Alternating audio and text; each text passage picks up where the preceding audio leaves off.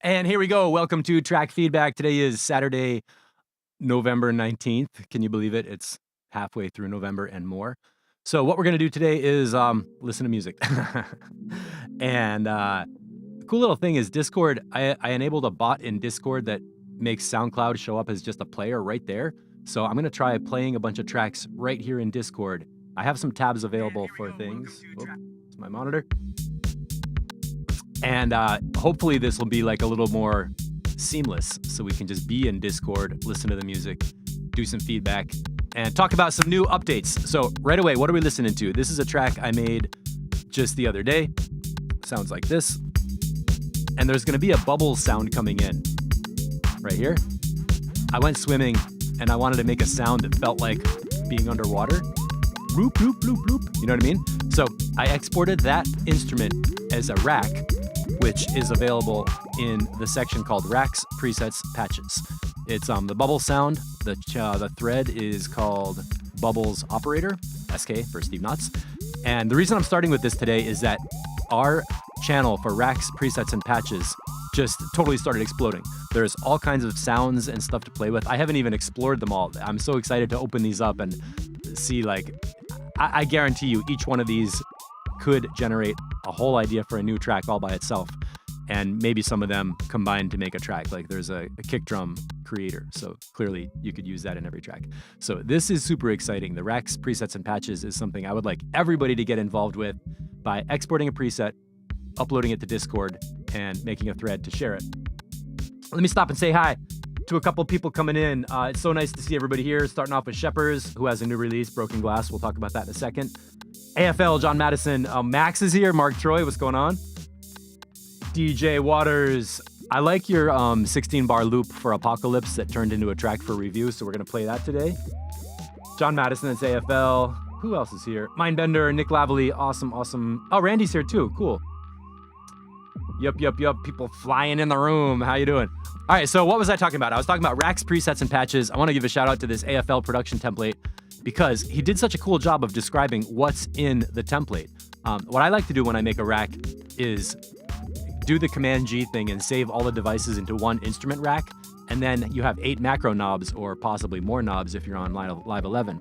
I like to make a little list of the macro knobs and just say like what each knob is doing so that when someone grabs the rack, they can only work with the macro section and get really good sound and not have to dive like super deep into every single device all the way down the chain, because those chains can get pretty big. So I really like it when people describe what is in the thing that they upload and give you an idea of how to use it or something about where it came from or something like that. Like this template helps me get loud mixes, but you have to be careful because it can be easy to overdo it and lose dynamics.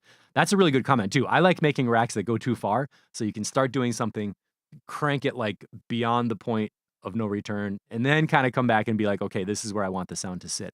So please check out Racks, Presets, Patches, and we're going to be doing more with that. Thanks to everybody who's posting stuff in there. That's super exciting. Now let's go to our feedback. Wait, what am I saying? 16-bar loops. I wanted to start here and experiment with playing tracks right in Discord. So here's an idea from Dinats. It's just a sketch. And while we're listening, I want to just read. We got that? Cool comment from Dinats. Every sketch I do is 96 bars. Why is that interesting? Makes it really quick to smash out a full arrangement. So 15 to 30 minutes to get an idea like this. That sounds like a cool workflow, right? Yeah, John, macro knobs are super fun. And with Live 11, you can have like 16 macros or have a shit ton of macros. I really like putting more than one parameter on a macro knob. So for example, with like a filter, you can have the filter go up and down and change the resonance on one knob to get a super cool sound. So what do we got? Dinats put out a sketch. He said, I already know there's some gold in there. So what is the gold? Well, we got the up and down beat, we got the bass sound, we got some disco samples. I like being able to click through in SoundCloud right here and still be in Discord.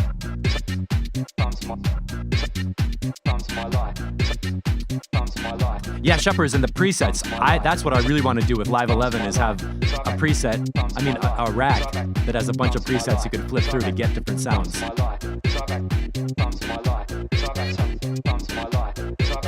Okay, there's the vocal sample. I hear the bass line getting some modulation on there. I'm about to say typical Danats.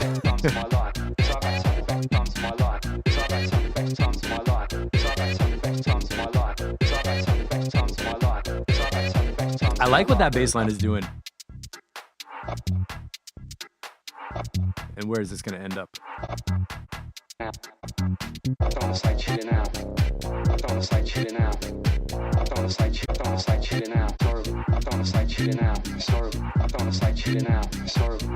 All right, that is definitely typical Danats with the up and down feel, growly, fuzzy kind of bass line, a vocal sample, and like a disco hit.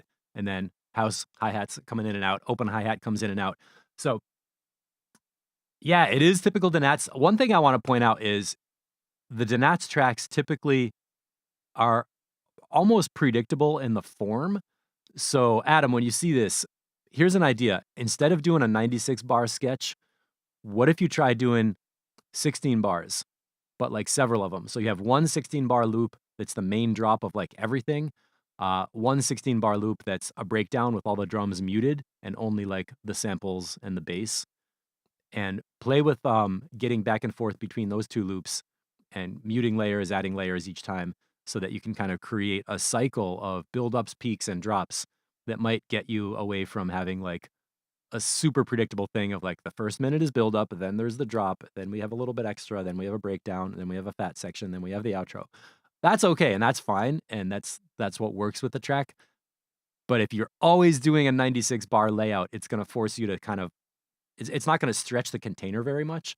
So particularly in your thing where you're making house music all the time, pretty much same BPM, kind of like the same sonic material, and it always sounds good and it sounds like your style, but maybe if you change your workflow with that length and cut it down in smaller pieces, maybe you could find some interesting new combinations and just like stretch your workflow in a different way. And that's meant as a tip that everybody can benefit from. So as a production strategy, instead of looking at your track as a full length thing in the timeline where you add and subtract pieces visually in a horizontal line, what I like to recommend is close your eyes, think of your track as loops, where you've got a 16 bar loop and you listen to it till you get bored, and then you think, what do I need to make it exciting? Oh, I'm going to drop in a ride cymbal, or I'm going to drop in an open hi-hat. And then you copy that as a scene in session view, make a new scene with the same loop, but it has an extra hi-hat in the MIDI drum kit or in the audio channel. And then you can go through and have like scenes where the song develops.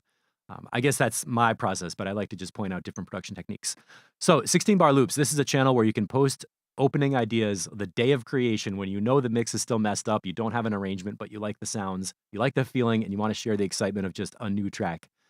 That's what that channel is for. Now, what do we have here? A spur of the moment idea. This is fun because we're going to hear the opening idea and then we're going to go right into track feedback on the hardcore section. So get yourself ready for some DJ Waters, who says, I never know what I'm going to make until I have a vocal phrase or a weird kick idea, and then I just go all creative, and it sounds like this. DJ, DJ, DJ, oh my God. Apocalypse. Okay.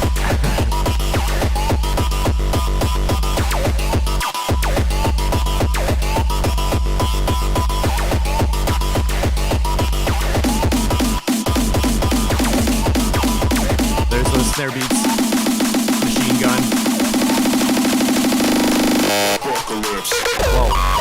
Yeah. You got the right title for this track. I like it right here.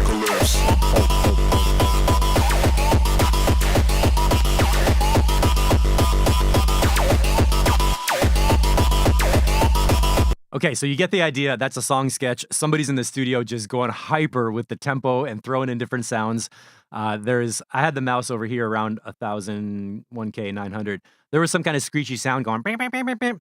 And then we had the off-tempo snares and the machine gun kind of, where some of that volume was a little bit wild. So let's go to the actual track posted here in the Apocalypse thread. And this one's getting submitted to DEF CON for the Carnage Power Hour. All those words are awesome. Apocalypse, DEF CON, Carnage. Totally get the genre. Let's see what's happening with this track. And, oh, thanks for the comments. So, yeah, Morton, 32 bar loops, loop that, record it, cut out the parts you like. Shepherds, you don't like scenes, meaning you don't use session view because it doesn't fit your workflow. I can agree with that. For me, the session view stuff is like a starting place to get the ideas and be able to have multiple ideas is as independent things where I'm not sure which one's going to go first or which one's going to go last. It's like a sketch pad. And then when I figure that out, then I record the scenes, do a jam, but it gets recorded into the arrangement. So I get my full song structure into the arrangement through the process of jamming in session view. And then in the arrangement, I go through and do the automation and think, oh, I want a crash cymbal here. I'll put that in, and maybe a riser here, and kind of put that in manually in the arrangement. So I definitely get to the arrangement, but I don't think it's a starting place for me. For my workflow, I don't start in the arrangement. I press play on DJ Waters. That's what I do. Play. Same volume on the master. It's time for your DJ. Apocalypse.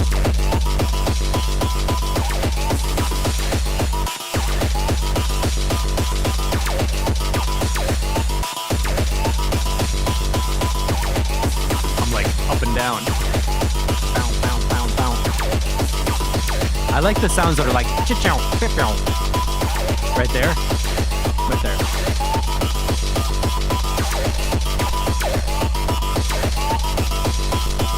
I'm turning this up a little bit.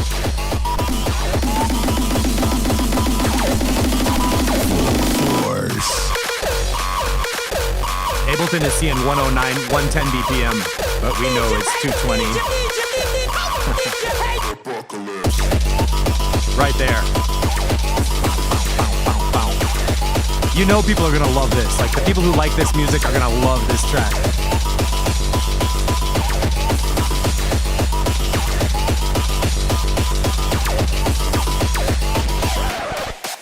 Good ear candy right there. Good introduction. Oh my God, the pause button doesn't even work on DJ Waters tracks. So, universal tip, when you're in a fat section of beats and you want to have a transition, cool thing to do is add a little extra new sound right before the transition to lead into a shift. Let's just replay that. Ask yourself, what is this new little sound happening like right around a minute 10? Right there? It was like that little distortion thing.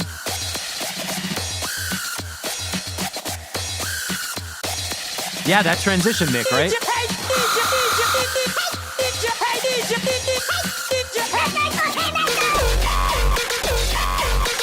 I'm glad there's some low end right in here.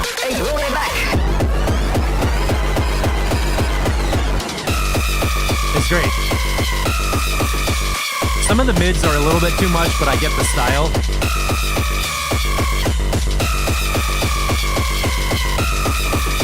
Some of that stuff at 2.5K.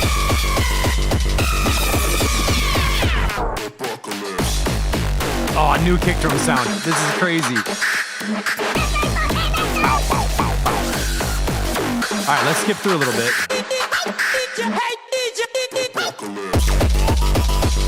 Man, your kick drum layering is sounding so good. The bottom is like tight and heavy and distorted, but it's not like a mush. It's like clear beats rhythmically.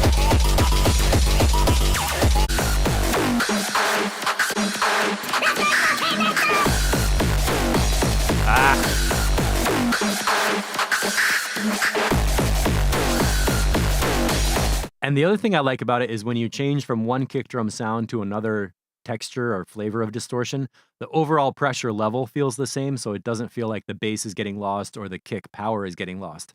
It's like we're using different kicks, and each one leads to the next one. So I would actually be curious to know, how are you measuring your kick drums in the mix when you're going to different sections of the song and there's different like combinations of beats or different kick drum layers?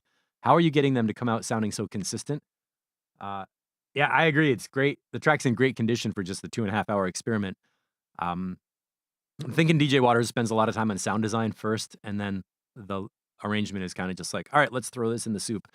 But it's pretty consistent. I mean, the vocal samples throughout the track, you can hear them come in, they make a transition, and we go back to the beats.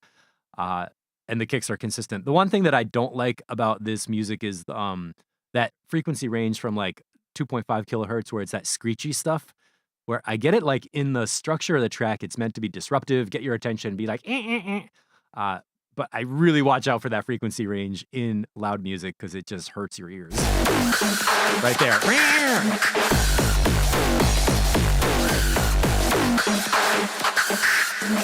I'm seeing at 1.5. Hey, roll it back. Hey, Titan's here, Paul's here. What's going on?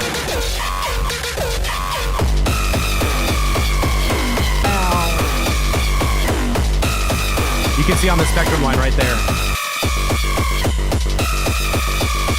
2.7K down to 2K.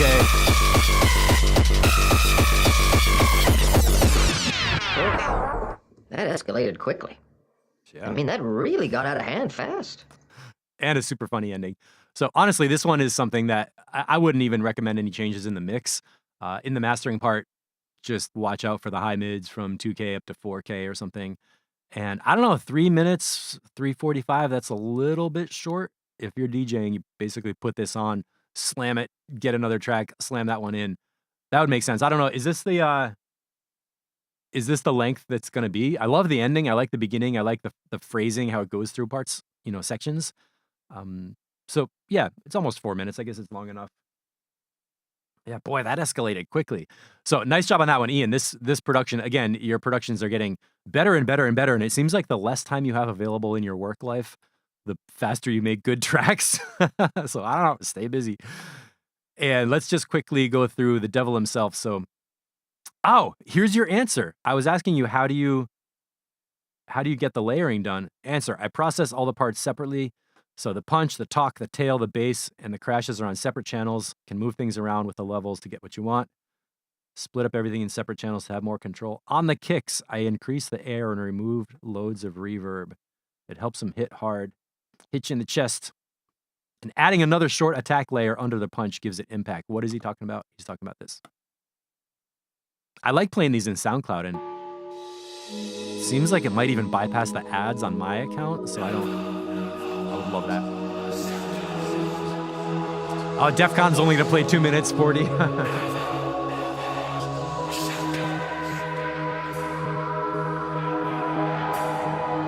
So Paul, are you seriously getting up at 5 a.m. and doing an hour every morning? Is that happening? Okay. This opening is actually beautiful music. It's like a cinematic experience. People don't know what's about to happen, though. Listen to me. Hear my voice.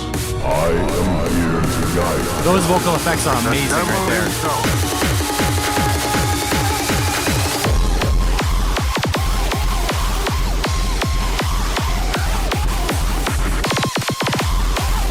Nice kick drum rolls in there.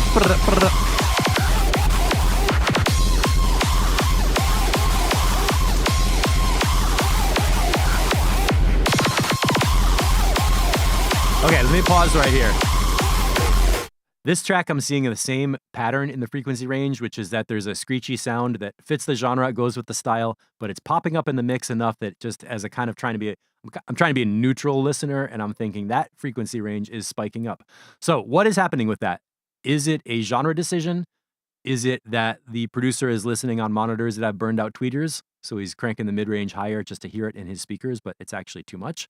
Or, and this is not personal, but does a producer have actual hearing damage and tinnitus so that frequency range doesn't show up as loud? Because that can happen to you if you burn out your hearing from working 7 hours in the studio with the mix cranked up, or if you have long-term hearing damage from DJing a lot and going out clubbing a lot. Those are reasons that you might increase the mid-range of your music and not realize that everybody else is hearing it as too screechy. Or it could be a problem in the acoustics of your room. Usually acoustics make more of a bass problem, though. So when we're looking at things where a track has too much mid-range and that's consistent across that producer's work, you could ask the question, maybe that's a monitor issue, or maybe they're working in headphones that are not producing that frequency range enough, so they're compensating by making it too loud. Just kind of trying to give you some tips on, like, if a person is seeing a pattern in the music, then maybe some of the reasons are not like just because they like it. Maybe it's something else going on. Let's keep going. What do we got? There's a great breakdown in this track. I like the chirp on those kicks. It's like choop, choop, choop. Look how even this frequency range is right here.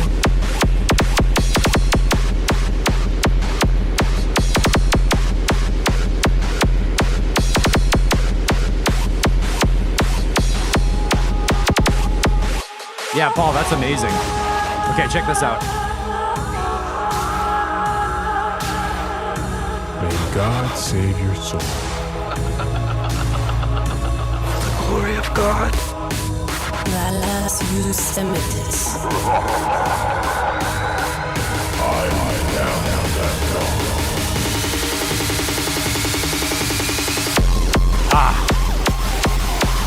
I don't even want to talk about the beats anymore because they're really working. I'm going to play the breakdown again and ask the question, how many layers did it take to create that experience? Because I think we just went into a whole conversation. There's like this church singing kind of thing. So I feel like it's in a like medieval church or something. There's voices interacting, crazy vocal effects on that deep voice.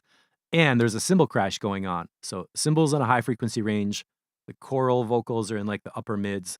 The other vocals in like a lower range. Like how did he split out the sounds in different frequencies to make such a thick story in this breakdown? Let's check that out.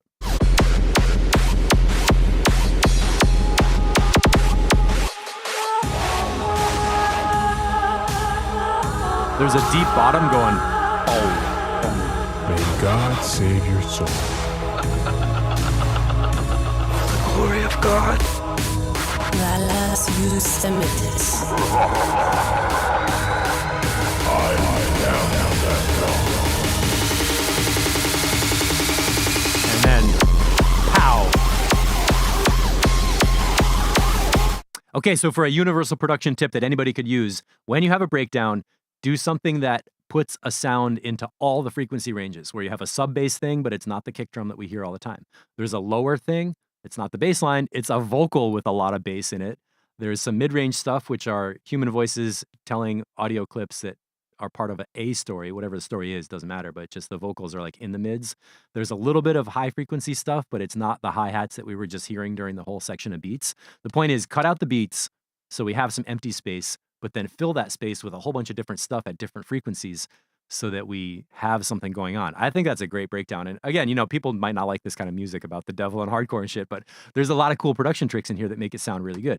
I'm not going to talk about the beats a whole lot. It's pretty developed. You can hear what's going on, and we read a little recipe of kicks and layering and stuff. So we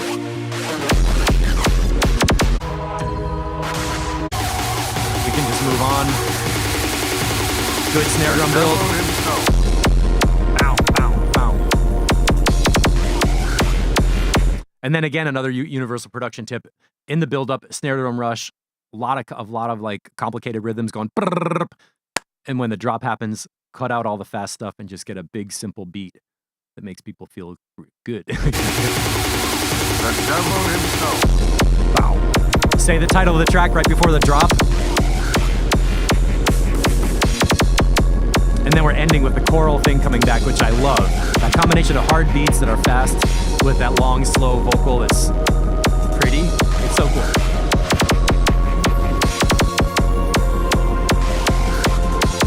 And how do we get out of this track? My disciples, I am here to purge the world of sin. Big bass impact at the ending. To me, this is like music for a comic book battle with like people like flying around with demons and stuff. So nice job on that. Incredible sound design, good arrangement, good layering of sounds, and then taking people through a journey that you could use this as a model for any genre of music, actually. So good, good, good. Let's keep going on. Denats, we heard a little bit from. Let's just check this out. Knowing that he starts with a 96 bar loop. Let's see what happened. Maybe play around with the bass a little bit to humanize it slightly. I disagree with that. I listened to it and I think the bass sounded perfectly human enough. But anyway, let's see. Is this one done?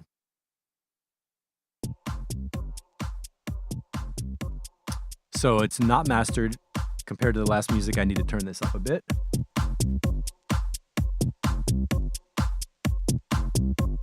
Wow, Ian, 46 layers deep, okay.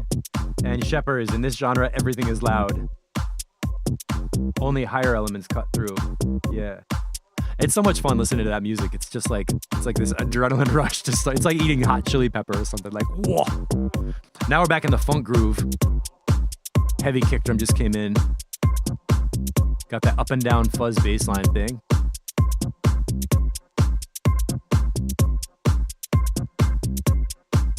This kind of has that disco sound of like.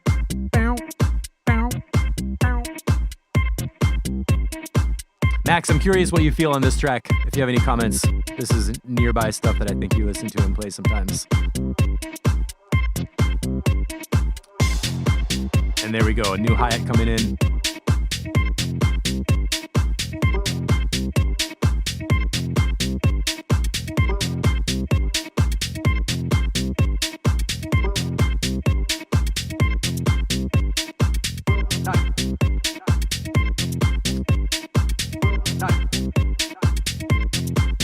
I like being able to see other people's comments during the stream.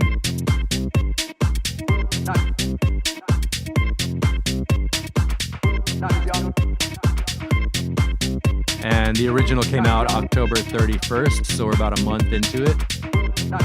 Well, not 3 weeks.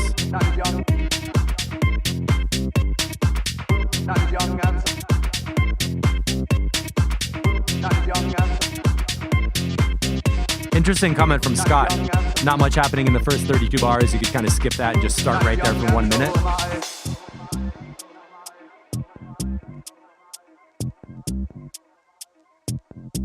Okay, I got a technical comment.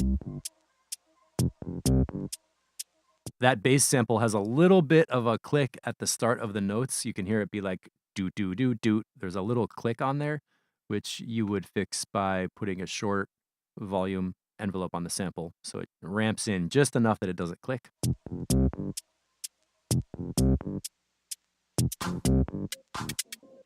Oh, Max missing a bit of, Mark Troy says missing a bit of kick impact. Could be a mixed decision. Or you could get into some layering of kick drums to add a tighter, harder one up front. And good little white noise riser back into the beat. I like that low bass line hit.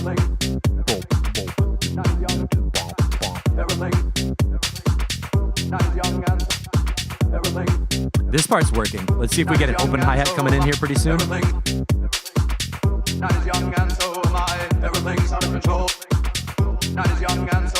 the song title. 1, 2, 3, 4. Okay, now I'm needing a new sound to come in, like an open hi-hat or something to take the beat to another level. I like the percussion. Ticka-chaka, ticka-chaka. Those are good hits.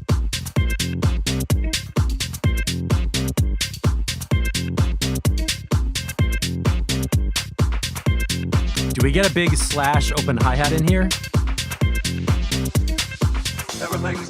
Maybe after this break.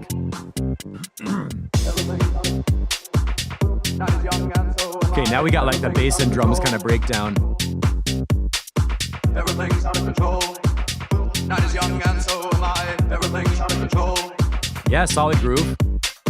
Everything's out of control. I really think like there are moments where we could use 8 bars, like. Everything's out of control. Not as young and so am I.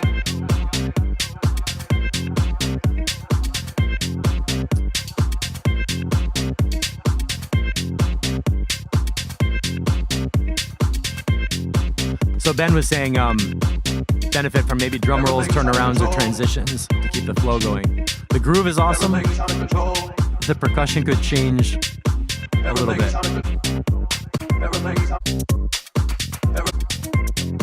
So he's doing a really good job with the short percussion samples, that kind of ticka-ticka stuff, or doing check, ticka-checka, ticka-checka. Those little short hits that add a lot to the rhythm are really good. For this genre, I'm really expecting like that big fat open hi-hat. I'm gonna scan through and see if we find it. It's almost there right there, but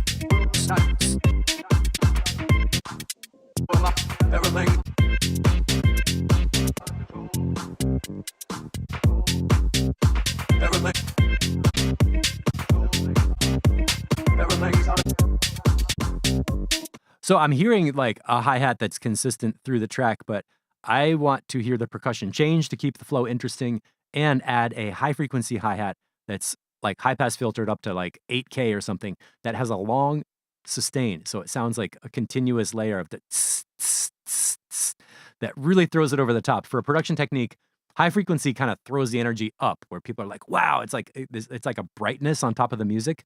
And you can do that at the climax with a cymbal crash by turning on the strobe lights in the club, that brightness. And this track would benefit from like, not a loud one, but just a very clear, like up there on top, like a disco drummer getting busy on the hi-hat. So that's one thing I would suggest, and I hope that's a universal production tip.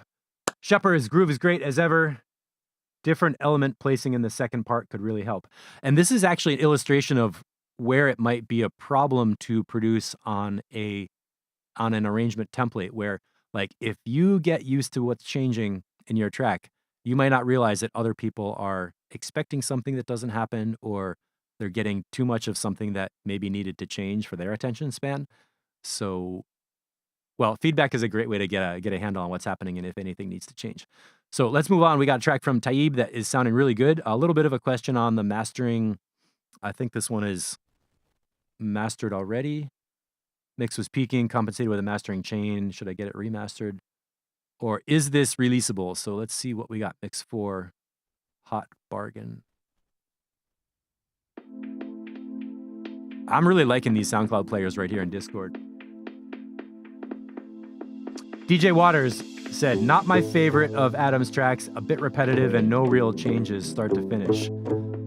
That's a realistic comment where like, basically when I was skipping through and listening every 10 seconds, the texture of the track kind of feels the same all the way through. So if you're in a record store, you're doing a needle drop and you're like, here's the intro, here's the middle, here's the fat part, here's the ending. It's good, you could put it on, you can play it, but what if it doesn't take that crowd to the hands in the air moment of like an ecstatic freak out? You know what I mean? Like, it's a solid track that you could play in a set, but what could we do to make the climax bigger?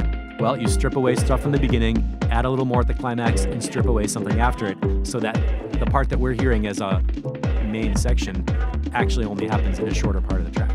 Less is more. Less talking on top of Taib is more. How about that?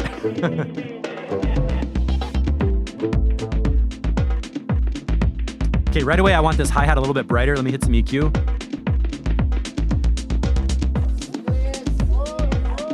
Hand percussion is great, though. And the bass line has a little bit of a bright kind of tip.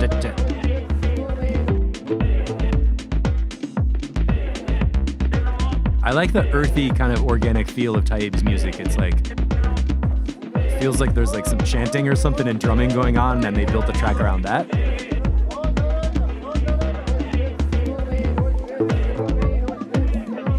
Oh, Shepherds, thanks for that. Huge low end, highs can come up. So what I'm gonna do on my mixing board, I've got a shelf EQs on the top and bottom, so I'm gonna put the highs up, take the lows down, and raise the volume, see what we get.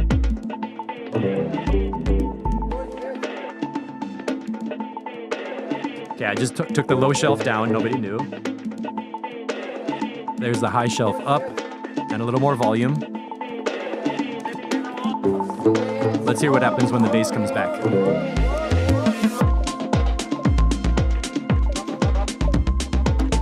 I really like the brightness of the bass line. The bass is like percussive. Makes the bass line work really well with the hand drums together. So it's like that texture of like.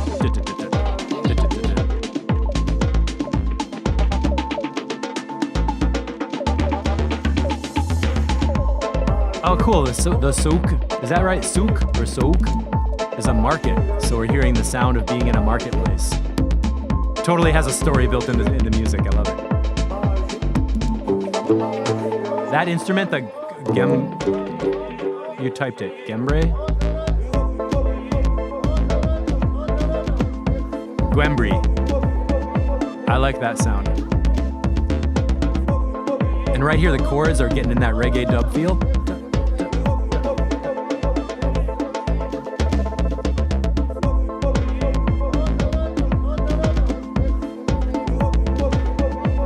Okay, Shepard's vocals could be a little brighter. Yeah, I like the flow a lot too. We're going through interesting sounds, and it's continuous too. Do we get the melody to come back here? Yes, that's exactly what I was expecting.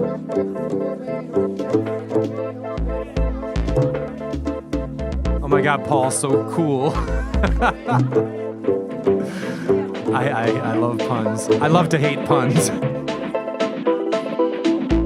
What's happening in this build-up? How did we get here? We gotta come back to this. The chords got loud.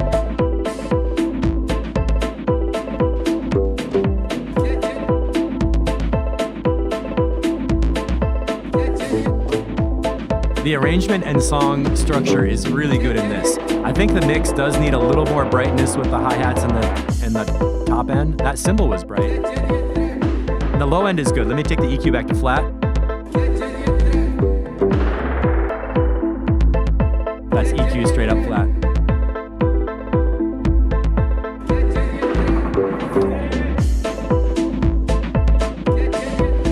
So right here I am feeling like the hi-hats and the upper end of the drums are a little dull, and the low end had some bit of a question with the, did you call it the frame drum?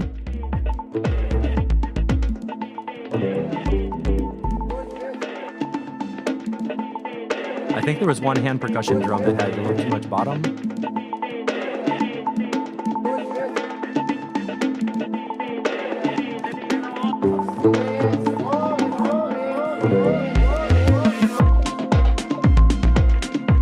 Okay, the kick is nice and big. What's that bass line doing on the spectrum? Oh my God.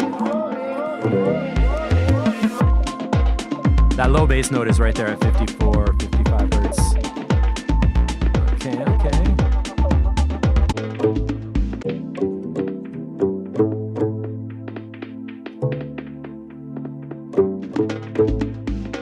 That little sub bass bump.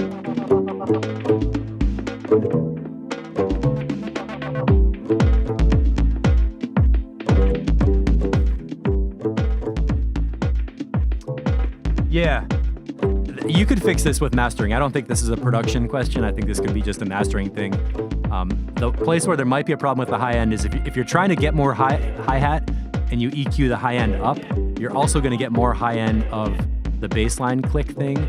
So this is a place where maybe I would turn up the hi-hats in the drum mix, but I would do it with the stereo drums. So take the stereo percussion, raise the high frequencies a bit on that group so the bassline stays where it is and the mastering doesn't mess up the feel of the bassline. Because this bassline right here, it's nice and crisp. So I like this a lot. Great comments coming through. Definitely a track for Nomadism Records if it's not signed yet. So Tayyip, get in touch with either Mark Troy or Vincent Boiron from Nomadism, and I think they might want to check it out.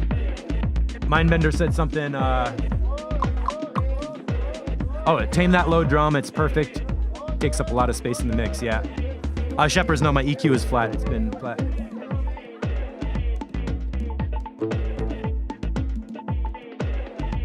Randy, interesting comment, a new style in the community. That's true, it's got a vibe. Yeah, everything about this is fun to listen to. It's easy to listen to. It flows. The structure is nice. There's interesting sounds coming through. This build-up, check out what comes in here, though. The synth work right here is really nice.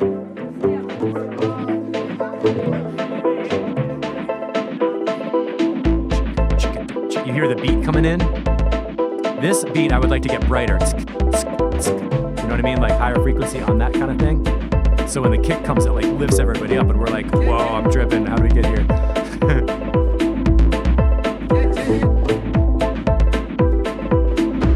And even in this frequency line, you can see the high end is sloping down a bit. By the way, that ear candy thing was awesome.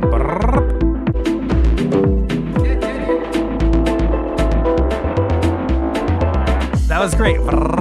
Going up in pitch.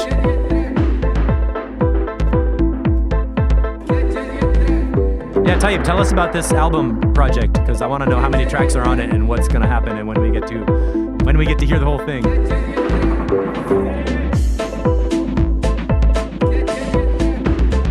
Right there, that high end from like 5,000 upwards could be lifted like this. That's my high shelf boost. And back to flat. Ow. That's my elbow boost. All right, so nice one. Tayyip, get some claps. Mix 4 is not done, but it's going to be ready. Mix 5, I think, is ready for mastering, and we would love to see that coming out. Someplace we can buy it and give you money. By the way, we got some new releases. Maybe I should talk about them before we get into Shepherds. So everybody knows Broken Glass is now available and coming out. Check what this sounds like on Thorium Records. And I'm doing this on purpose because I want to hear the mastered version of Shepherds and then go to Shepherds production and see what it sounds like. So here's Broken Glass. Thorium Records just came out.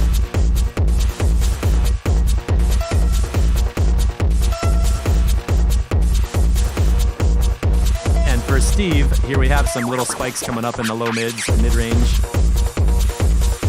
So I can calibrate my ears on what I'm hearing in the mids.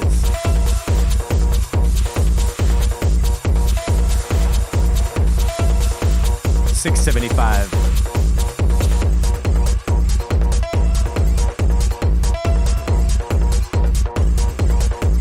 Okay, so that's available right now on Beatport. Go and buy it. Buy 20 copies. No, I'm kidding. If you like that kind of music, this is a great label to check out and a great artist to check out because he's putting out a lot of music.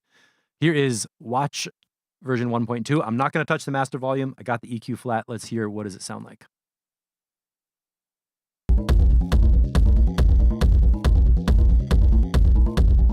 Playable. Verdict, it sounds good. What could be improved though? I like that bubbling. This is one of my favorite kinds of techno where it's like like super continuous.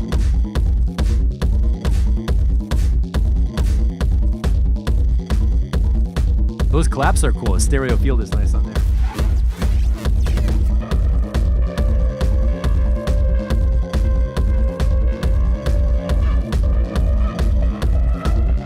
This one also feels like the low end is bigger than the high end. I'm not sure what I would change though. I like that hi-hat. Great moment for that to come in.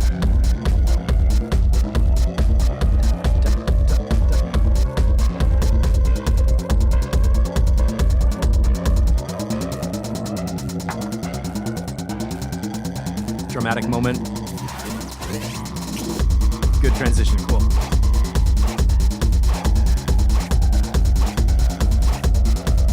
What are we doing in mono? Get my stereo signal centered first of all. Okay, I'm gonna go into mono.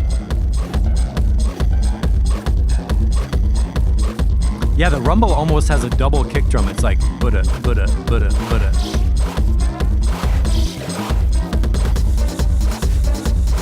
I like that hi-hat. It's like da-da-da, da-da-da, da-da-da, da-da-da, like triplets. Back to stereo.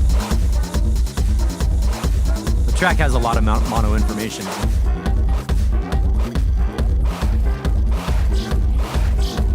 Let me try some high shelf EQ here.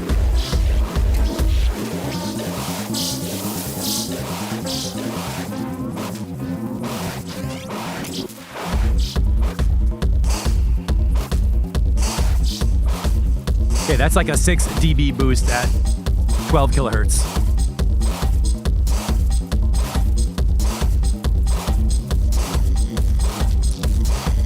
And EQ flat. What is this, 147, 148? That hi-hat is great. It's got that like circular feel.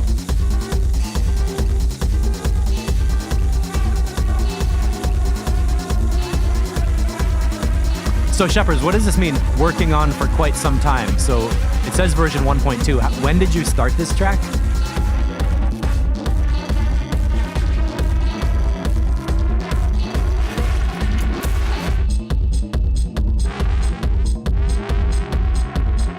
I like that sound that's on the high end that's coming in and out. It sounds like a jet plane flying by with distortion.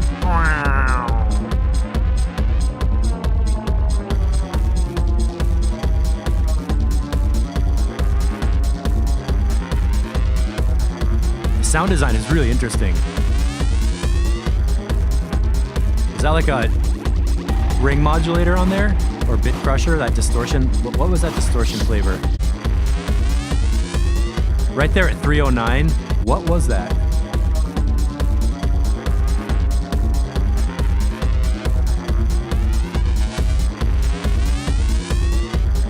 I love that sound. As a universal production technique that anybody can use, the best transitions and build-ups come from sounds that are already in the track and you hear somebody changing them, and it sounds like somebody's tweaking knobs on stage at a show. Electronic music is all about tweaking knobs, so when you can put something in your music that it sounds like a person is having fun playing with the sounds, that's really good, and this track definitely has that in there.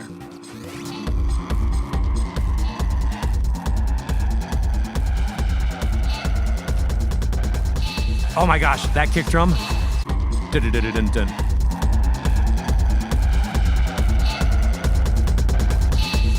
Right at 340, that was super good, that rhythm. Boom, boom, boom. Mindbender, leave this track the way it is. Leave the top end, let the master boost some air on the high end. Yeah, I agree. I'm not hearing any problems in this track. We can comment on the high frequencies, but that's something that mastering would take care of. I really enjoy the sound design, the way the sounds are on these long, slow curves that come and go, kind of take you with them on a ride. Let's hear how we get out of this track.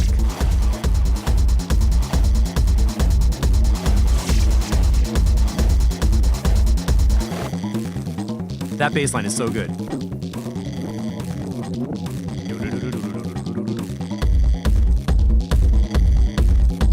Again, my favorite part is the end of the track. The bass line, the beat, a little bit of high frequency stuff, and that's a great track. When you can have the most simple elements and it's enough, that's a great track.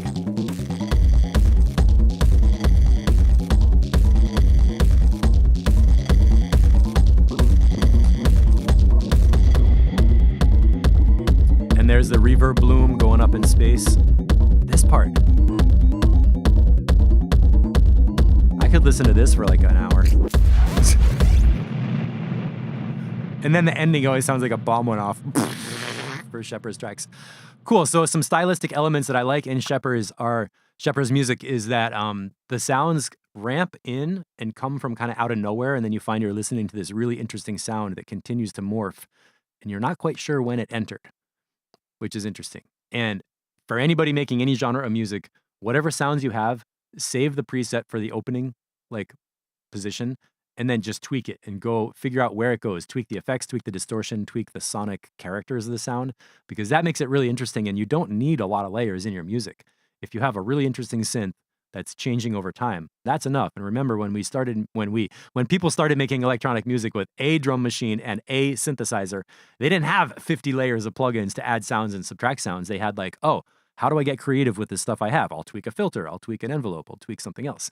So if you want to make really good sounding tracks at a beginning level, what you can do is tweak the sounds you have and do everything possible with what you have, rather than trying to collect all the plugins and add all the layers and make all the extra stuff. You don't need to have super dense, complicated music. It can be really simple and be really good. However, I got to tell you, the truth is I have no idea how many layers it took to make this track. It might be super dense and super complicated in the distortion, but the end result is that it feels simple to listen to, which makes it simple. So let's move on. Final master from Mindbender. This is the final point 29 final 3 after review final. EQ back to flat, master level down a little bit so I don't blast your head. Whoa, what a difference in the low end, right? Oh, Shepard's like 15 layers. Okay, cool.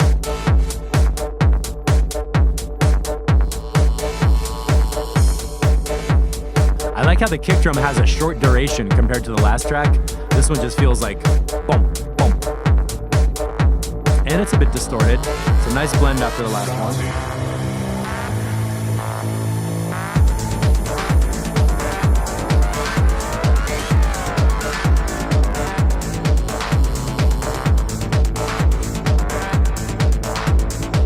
Look at the width of this track, how big the stereo field is compared to the last one.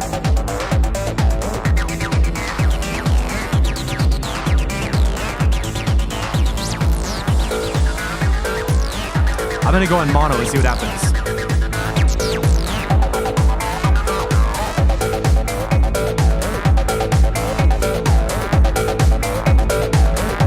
And back to stereo.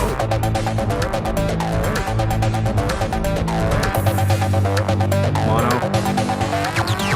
Stereo.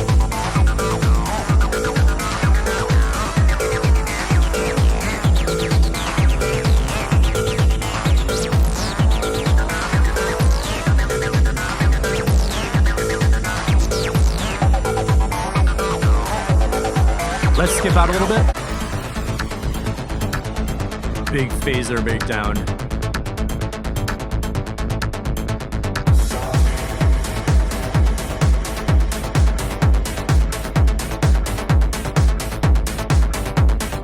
This part is the groove right here.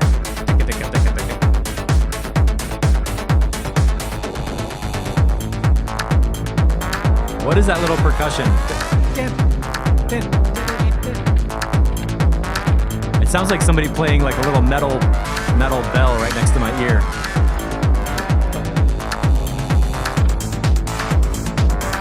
Yes, man.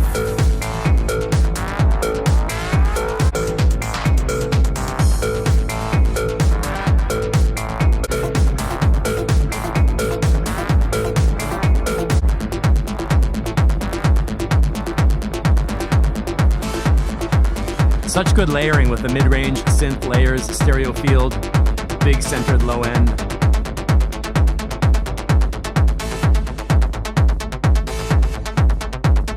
And the ending outro. Comment from DJ Waters. This is where our ears differ based on genres. This is too much for me. So the guy making the Apocalypse at 220 BPM, we have found his limit, and it comes from Acid. That's how you make an ending on an impact. Cool, man. I don't have any comments. That sounds really good. It sounds balanced. It's really super wide. There's a lot of bubbling stuff happening, similar to what we heard in Shepherd's, like the sounds come and go. Acid style is like that, where you're tweaking filters basically and playing with the 303 bass lines and synth lines. So let's go to a new release from Mindbender and ask the question, how does this release compare sonically to what we just heard? Because the last one sounds like a track. Slower tempo, but let's wait for this to open up a little bit. Track called Living for a Day, Living for Today. Been getting stuck in my head all week. Oh, Shepherd's, good comment. A little bit too much of 120 to 160 hertz. That's going to be the top end of the kick drum or the middle of the bass line for anybody who's not familiar with frequencies. And usually that's a place you want to dip out something. If you go to 160, solely your kick drum, go to 160 hertz, make an EQ cut, you'll hear what happens. It's going to sound better. And if you boost 160, it's going to sound like a cardboard box instead of a heavy kick drum.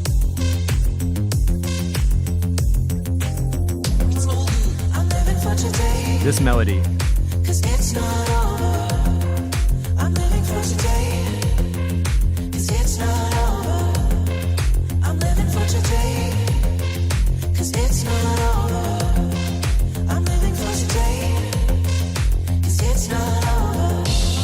And let's skip through a little bit. You can hear the acid style right here. Swirling. And if you don't own the track yet, I'll act it out for you. It goes like this.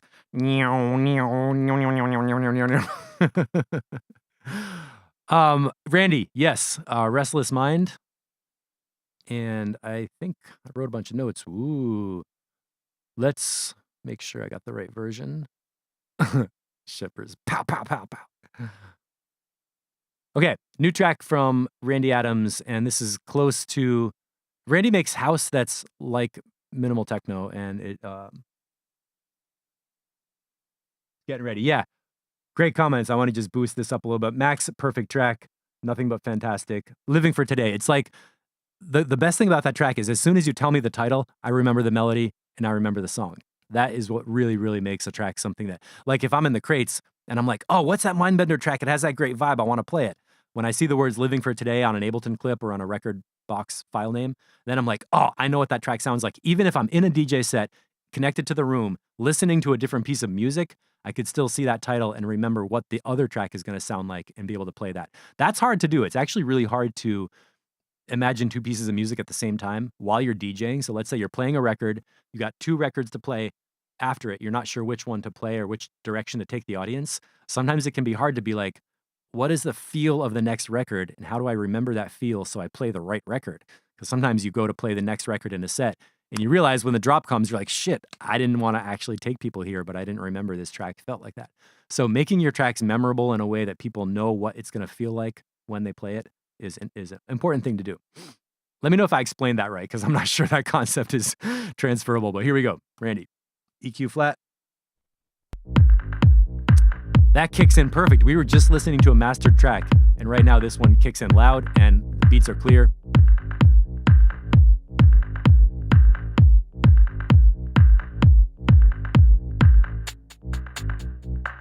Yeah, Ian, Randy's been bringing tracks that sound pretty good since day one.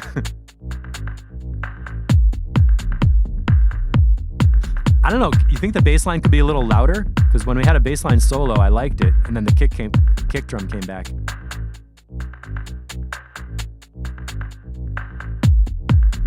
That bass line has a lot of good sound that I think is getting covered up by the kick drum, so maybe the upper frequencies of that bass line could come up. One more time, let me just go here. I'm gonna EQ on the board.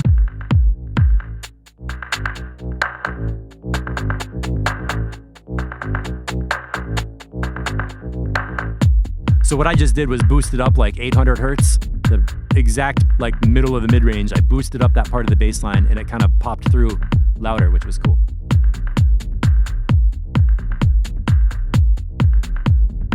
I like that low percussion thing. Do, do, do, do. There's kind of a sub bass frequency happening. Yeah, Matt, a lot of bass and sub bass.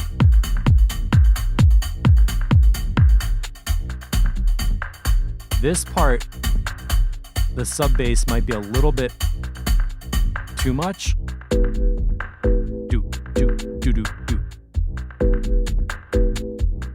That's a super heavy sub bass sound. It's an important part of the rhythm, and you want to make sure that sub bass doesn't get mixed up with the kick drum. Let's keep going.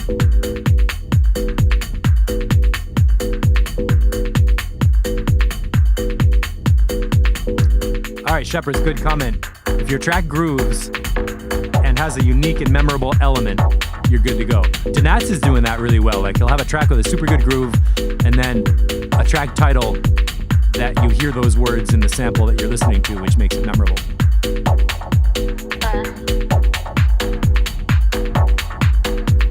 Right here, it's working. The groove is totally working. I like the snare clap thing. I like those synth delay stabs.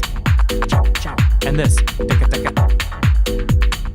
That percussion thing. Little vocal sample.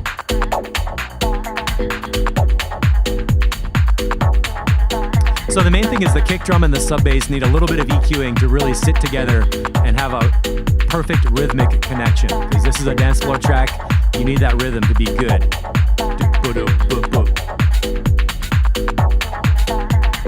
Right now where the synths and everything are in there, that sub bass is not as much of a percussion feel. So that's one thing that could be pretty easily fixed. It's not a major problem. Wait. Am I playing the right version? I hope you updated this. Randy, let me know if this is the right version. Did you update the SoundCloud file?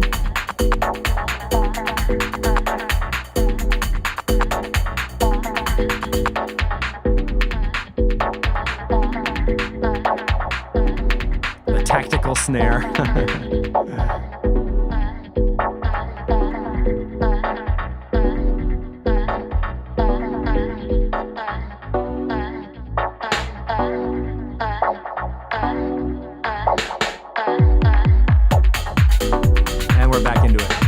I like the song form.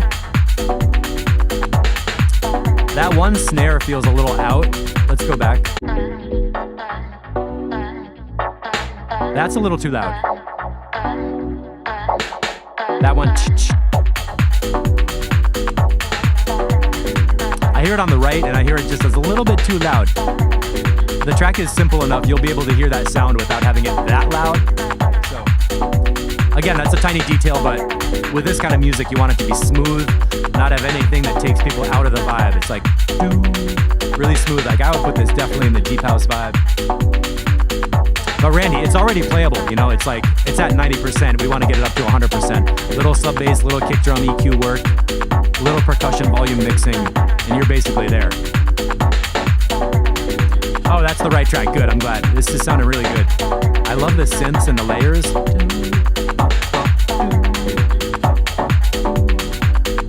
sounds are sharing space, they're not at the same time.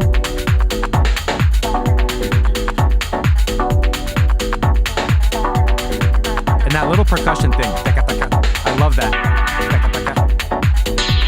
There's the filters moving, I love it. Total flow right here.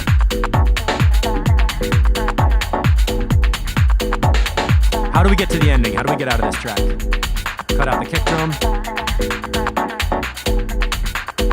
Yeah, that sub bass is a little flubby. That should be tighter.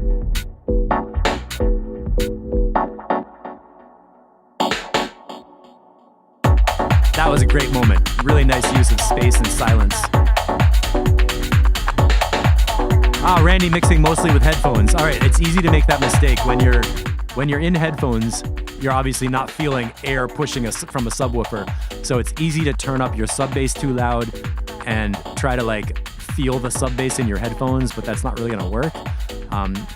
So what you're gonna need to do is listen to this on a bigger set of speakers and just feel how the sub bass is a little bit too much of like flub, flub, flub. Try to make it like a shorter duration, a little bit of less low end material in there, like not 30 or 40 hertz, but get it up to like 80 hertz or something. Even 80 or 90 hertz can still push a big bass rhythmic pressure. And the goal for working with that is to have a clear rhythm of kick drum and sub bass, so you get the do do do do do do do do do do. So you can feel each one of those things as a rhythmic event. And it's okay to take away some of the sub bass frequency. I'm seeing bass down at 37 hertz. That's like super low.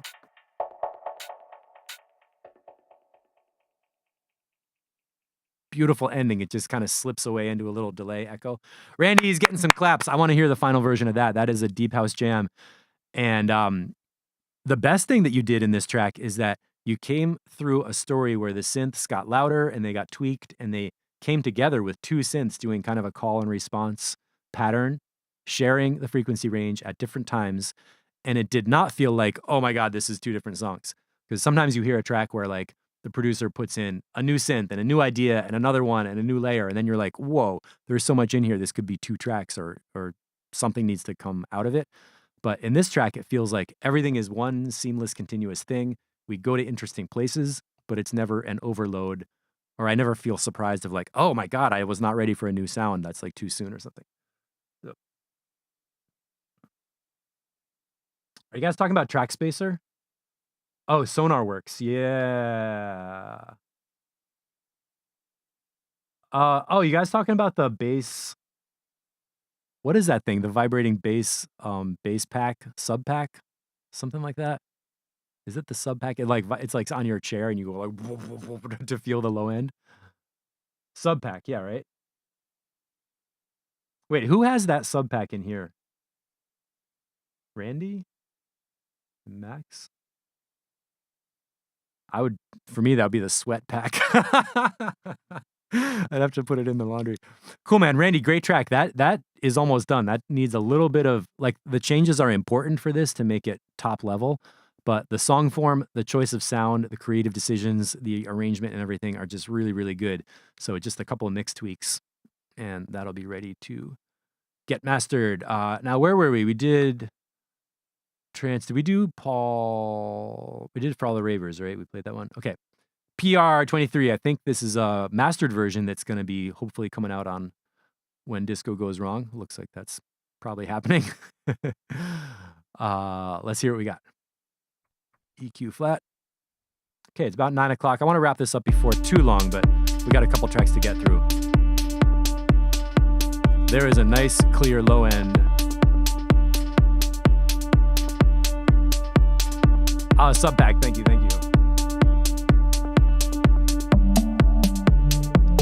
And this track is a total vibe. It's like a dreamy float down. The melody is sort of in the bass line. You could sing along with it, but it's the bass part playing the melody, which is interesting.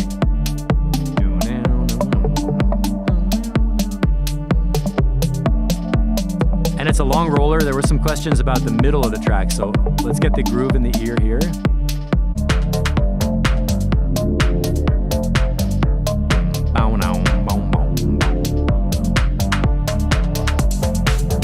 Yorkshire core. Claps are sounding great. It's bright, it's crisp. Low end is deep. We got rid of that muddy kind of problem that was happening at the opening version.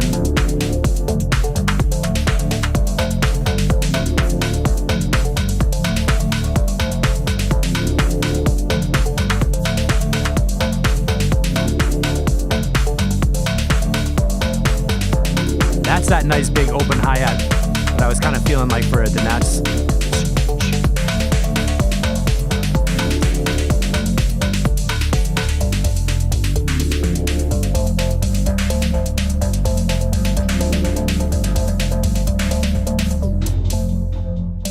And then we get the breakdown. Yeah, Nick, I think we can throw your track in here, yeah.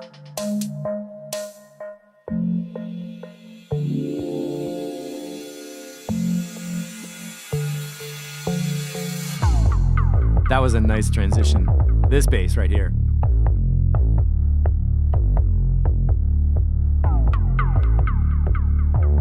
With some delay effects on top.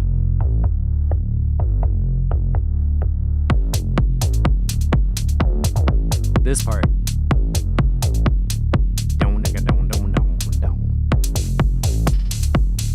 Stereo hi-hats. Everything about this track is fun to listen to. Talk about simple, like literally bass line and kick drum. Now you add some layers.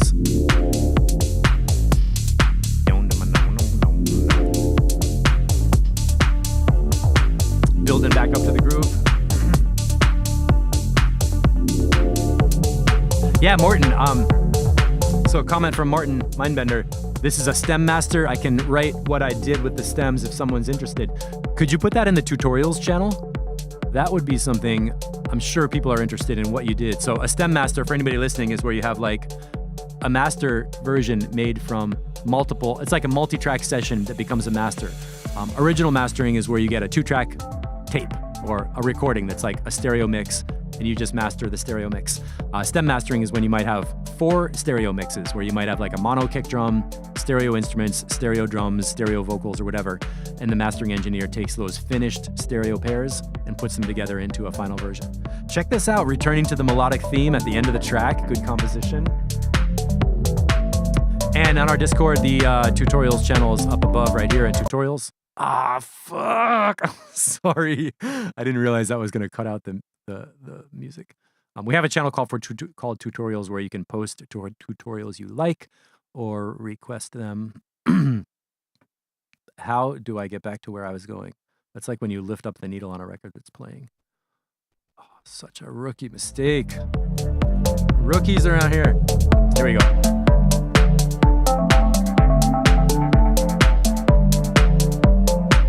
Such nice vibes in here.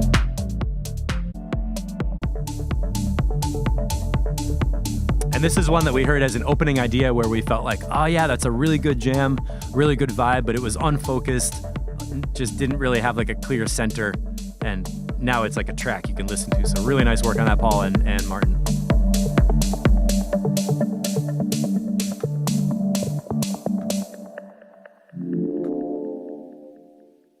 And the ending.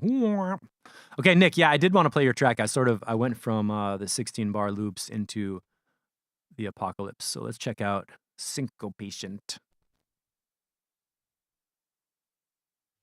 No sound. I think this thing of embedded SoundCloud players is going to totally bypass the ads, which is awesome. Oh, Paul, I just got the master back today. Yeah.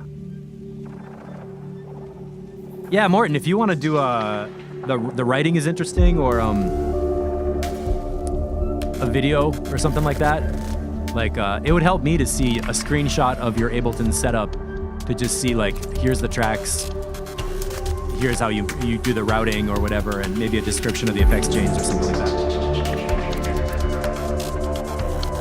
Shepard's stem mastering gives many more options rather than just putting glitter on one file. Magic glitter. Nick, there's so many details in this. It's a great intro. It's like in between ambient. I actually don't know what genre it's gonna be.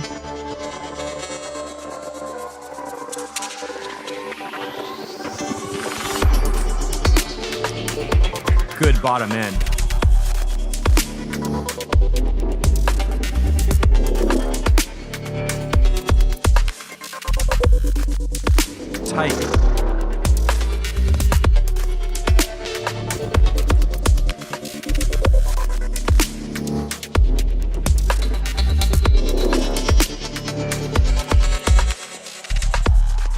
All right, I want to point out something that's really good right here is that the bass line and the kick drum are synchronized, playing on the same beats.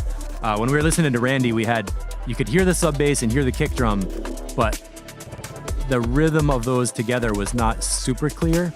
Right here we have sub bass and kick drum that are just hitting the same beat literally, so that's an interesting technique to keep the rhythm tight. Bow, bow, bow. Right there.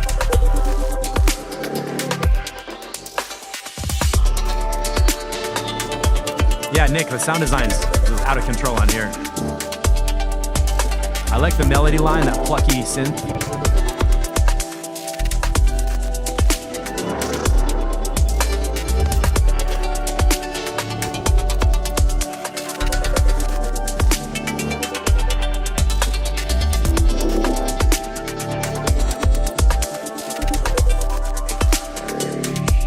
AFL, this sounds kind of like an AFL track too, right? Is the snare moving around the stereo field or am I tripping?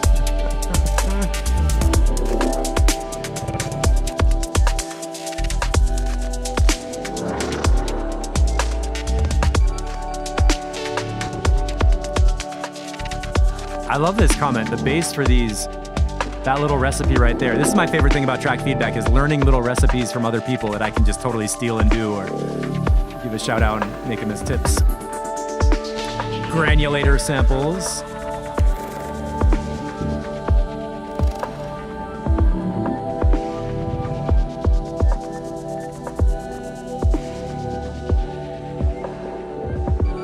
This ending is beautiful.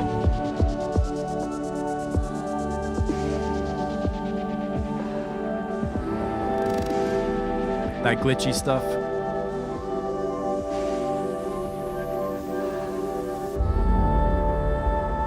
Nick, what version are we on here? Because this is sounding pretty done to me.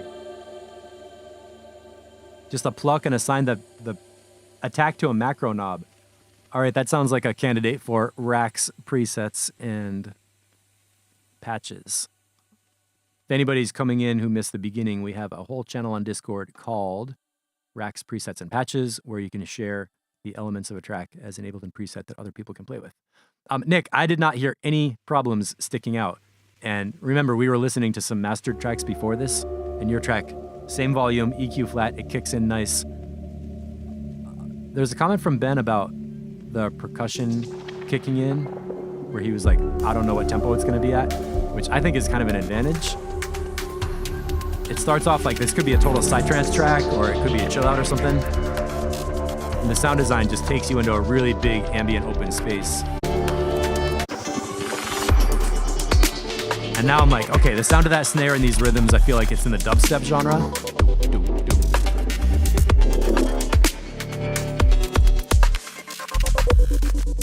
That synth line.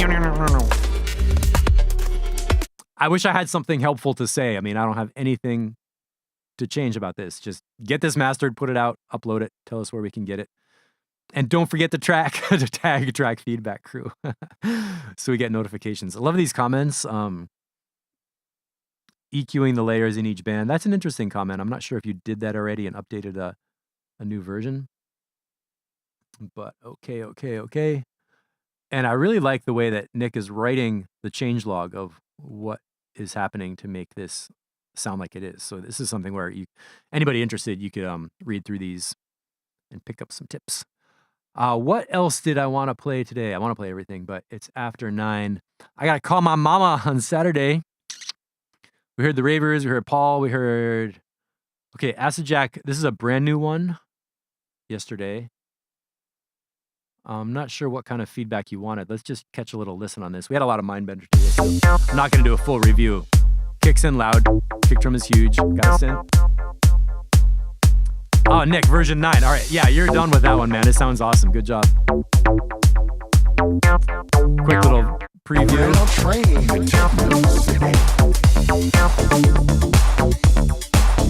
This beat's loud from the drum machine. Know what I mean?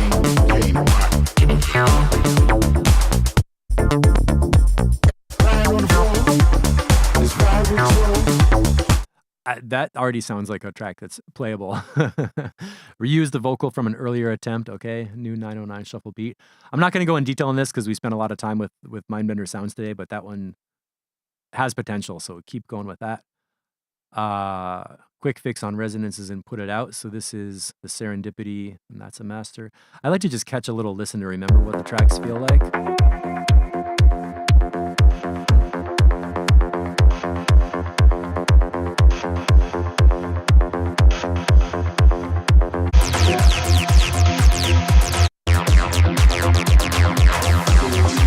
More acid breaks. Very productive, prolific producer. Dancing in Black. Yeah, let's move on to so Matt Schultz. This was Natek collab. This is not the new release, right? Because we have. Let me stop for a minute. We're gonna change gears. New release from Matt Schultz, a remix of Transformation from Natek, and this genre sounds a little bit like this. Buffering. Slower tempo, deeper vibes.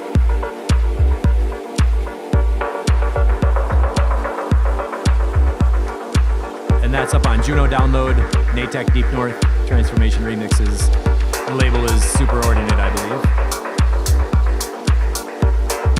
So congratulations, Matt. And while we're here, there's also an AFL remix of a Matt Schultz track that we've been promoting. I'm not going to play that now. I want to keep that sonic picture in mind and just visit this one. All right, Ian, keep us posted on your projects. We want to hear back from you soon.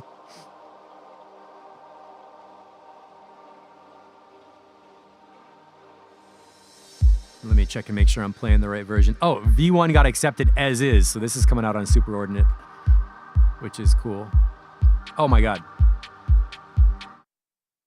Matt said, don't play this. No problem, I won't play it. I'm glad I checked the comments. So this is coming out on Superordinate. If you're in our Discord group, you can hear it. Otherwise, no dub techno for YouTube. Mindbender comment, maybe a little more thub on this one, but let's get to Ben Hunt because I got to wrap up this stream pretty soon. And Ben did some interesting edits on the low end here. Less is more. And I want to say again, I love seeing a changelog of what are the edits that a person did so we can understand how do you fix problems in a previous version.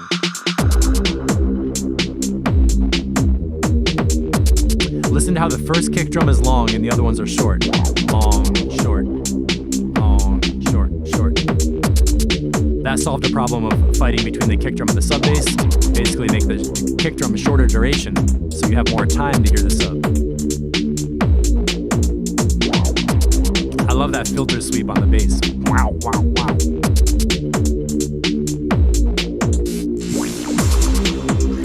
Great sound design, Ben. Where is Ben Hunt?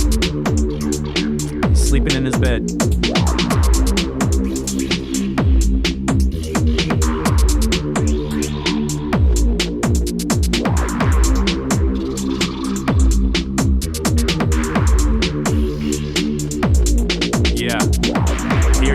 Build up, drop. Right here. Totally pulls you in and releases into a new sound. The production technique is introduce a new sound when the breakdown starts, bring in a new sound, open up the filter or something, and then bring the beat back in. That's a good way to make a change.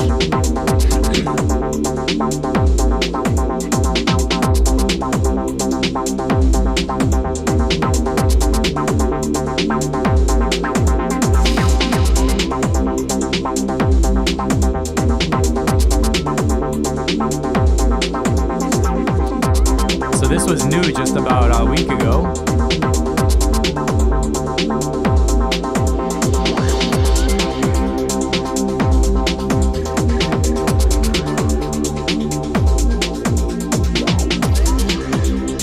A lot of good comments.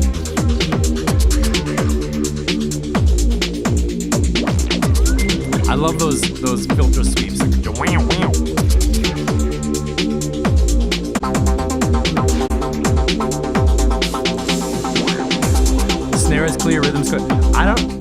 Again, I'm sorry, I don't have a lot of constructive feedback on what you could change on this one, Ben. It's sounding pretty good.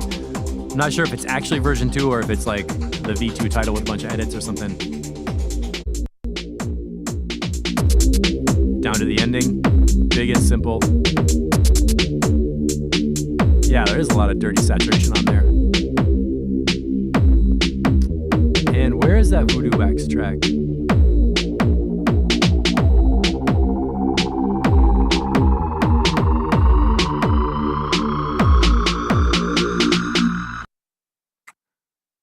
I just made the same mistake again and clicked into another channel, but luckily that was at the ending. So Ben, nice job on the updates. I really appreciate the changelog. And since you fixed the low end problem by changing the duration of the kick drum, I think that track is about done.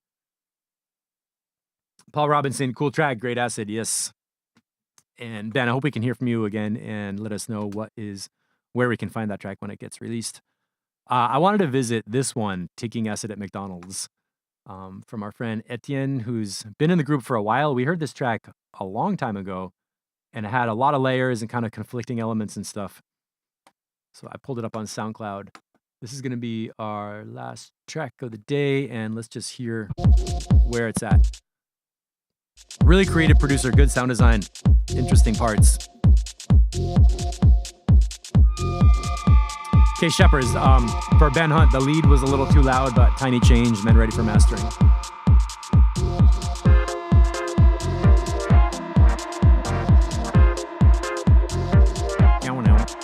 That's the melody of this one.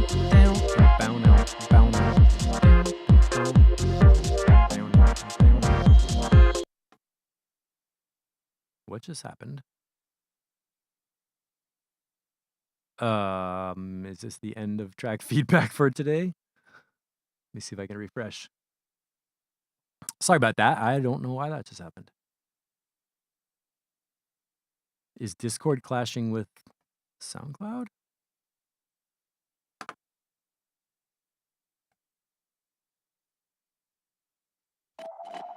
No, SoundCloud's playing from over there.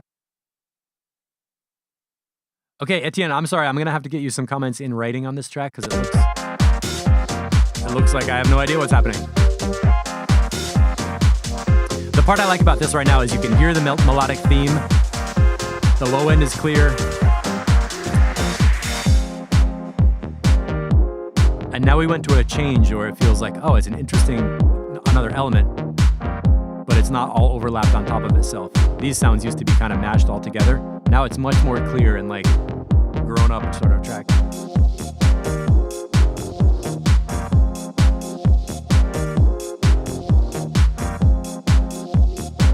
So I'm going to do comments and writing on this one because we're getting a little bit into a longer duration and I don't want to wait. Yeah, that's frustrating. Sorry about that. Okay, now we have, for the final outro, this is a little mix set from Matt Schultz and the Dub Techno Vibe. Oh my God, SoundCloud. I don't know if it's happening. It's Firefox or SoundCloud or what. Let's just close these tabs out. So that's going to be it for track feedback today. I'll go back to this one just to have some outro music. Thanks so much for watching, everybody. I'm so glad we get to hang out and do track feedback, hear people's creative updates. And, you know, for each individual person, the track is like your universe. When you're making a track, it's stuck in your head. You're like walking around the house, singing it to yourself, tapping it out, thinking of the next update, waiting for feedback, getting really excited when you get feedback notes, and just really wanting it to be the best piece of music you can possibly make. So I just want to say I recognize how much work everybody's putting into the updates, the comments, bringing things back in, and I wish we could play every single track from start to finish and enjoy them. But, you know, we have a time limit, so I'm trying to make this useful and also pull out helpful tips that other people can use as recipes. Even from DJ Waters making 220 BPM hardcore, guess what? He's doing things with sound design, song structure, and the mix that we could all learn from and use in our tracks. So again, to repeat what I started with, we are hanging out in the Mixotexture Discord server. And you can find a link to it in the show notes for YouTube. Please join us. We have a free feedback channel where you can come right in, post links, and get some comments on your tracks, and even make threads where you get your own comments. We have a really cool thread that came up called Driving Force. Why do you make music? People are just talking about what's going on in their own world that pushes them to make music, which I love reading those answers. We got production talk. We got new releases. You can share something when you're promoting something. There was a specific tutorials channel that is down here where people are posting things that they learned from or asking questions like, what do you want to learn about? So we can pick up tips on that. And my favorite one is racks, presets, and patches. Here's my pinball drum rack. Matt Schultz, Cordula, Tice working on an FM Hits sample pack. This is so exciting for me. I want to see more and more of these, and I'm working on collecting these somewhere else where we can find them forever. They don't expire as a Discord thread. Clearly, we can't have our racks taking up 3 screens on Discord, so I'm going to let these expire after 1 week, pull each one out, and upload it somewhere else where we can get to it. Taib, you're welcome, and everybody, thank you for being here. And special thanks for the moderators, Sheppers, AFL, Ben Hunt, Denats, Chris Circuit, and James Dimutek, James Sargent, for being on the scene when I can't be here to cover different time zones and let me know what's happening. Post stuff that we can enjoy. Don't come in here and try to sell stuff. You know the rules. Everybody's pretty much on time. And Sheppers, thanks for grabbing that one the other day. So, all right, that's it for me. How do I stop this? Here we are. And there's the ending. So that's it. I'll see y'all in Discord. Thanks for watching. If you have any questions, you can always find me, Steve, at mixatexture.com. And I'll see you next time.